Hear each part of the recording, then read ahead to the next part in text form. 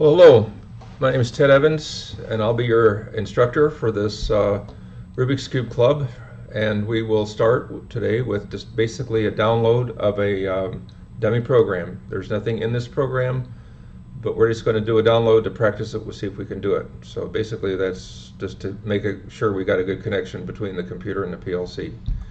So you should have on your desktop or someplace this version of TIA software from Siemens called version 19 or V19. We're going to click on that. We're going to start. And it takes a little bit of time for this to come up and get started. But we're going to now click on create a new project. And you're not going to have any projects already there. So we're going to just call our project Rubik's X _ X or whatever. And you can say create. And we're going to create that project with that name. It's just your program, but it's called a project as well. While this is happening, I want to show you what's going on here, what our table looks like. This is our PLC over there, and the Ethernet cable coming from it, and the power supply, and over here is the computer and the dongle and everything else that we've got, so you can at least see what I've been battling with, or what I'll be battling with while I'm trying to set up, so to show you what's going on. And that's kind of my setup. And then you can see me as we're going through this, and you can see me sweat, and here we go. So again, we've now got a project started, and I always think the best thing now is to come over here under project view, click on that. There's nothing in this project. We don't have any PLC or anything designated, so now we have to designate a PLC. So add a device. And the PLC that we're going to designate is a PLC. It's a Siemens S7-1200, and we're going to click on add new device, and it's going to come up here. It shows you controllers, HMI, and PLC systems, and it's already highlighted for controllers. So we're going to pick under the first one there, Simatic S7-1200. Then CPU, then we come down to the one that we have, which is the DC version. That's 24 volts in, 24 volts out, and 24 volts to the processor as well. So basically, that's what we're going to do, is 24 volts all the way around. Click on that, expand it. The second one is the 1AG40. That's the one we have. Now, before we go any further, we come over here, and you will just hit OK with version 4.6 of the firmware, but I have to go back and I have to pick on version 4.5 because I have a slightly older version of the firmware. That should not make any difference to you, but you should be on 4.6. I'm on 4.5. Click OK. And then let it spin.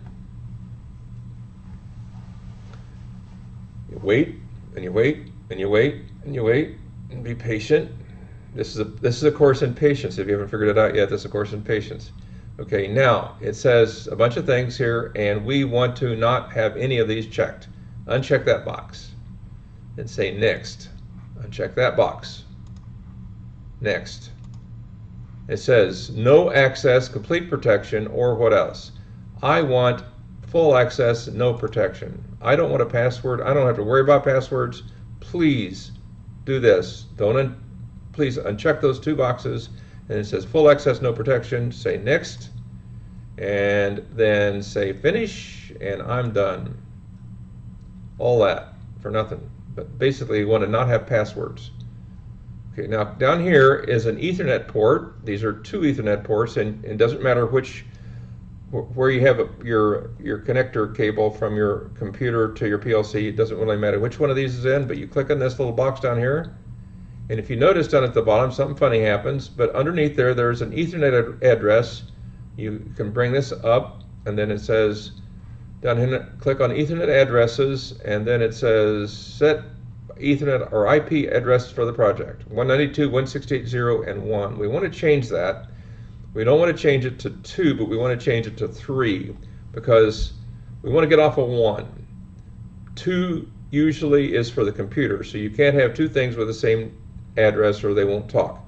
So we want to change the PLC. Now this is the PLC address. We want to change it to 3. Hit enter. Okay. Now we're done, except for we want to up here it says compile, or we can compile by going into the gray box. This is the better way to go. Right click in the gray box. Right click in the gray box. That comes with compile. Then you have all these choices, and we can choose any of these, but let's choose the first one. Easy is the first one. Hardware and software, only changes. Click on that. It sets and spins. Now this is where if you're going to get errors, you get errors. You come down here at the bottom and you look and see if you got any errors. Now, I do not have any errors. I got some yellow cautions, but hey, that's life. No errors, 0 errors, 1 warning. We're good. Now that's all we really care about. Now right click in this box again, or I could come up here and do a download. Now download is synonymous with you're setting up on a mezzanine or above a processor and you're looking down on a process, and there's a PLC and a machine setting there, and that's what you're going to do. You're going to download from your computer to the PLC. So you're going to do a download. So, or you can do it up here, or you can do it right here. So right click again, download to device, and again hardware and software only changes. That's the one we pick. So that's what we're going to do. And then you're going to come up here with some things, and you might have to say PNIE and then this one, but this one is this one connector that I showed you that is connected. So that basically is it. And it comes up down here and it says show devices with the same address. You could pick other devices, you could pick other things right here, it doesn't really matter.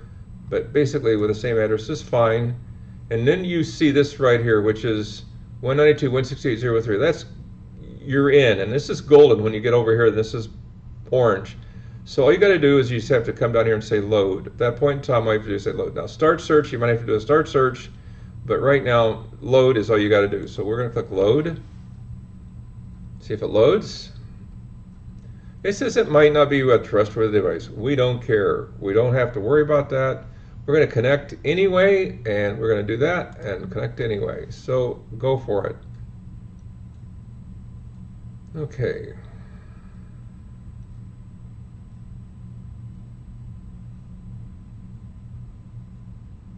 Now we're waiting, we're waiting, we're waiting, we're waiting, we're waiting.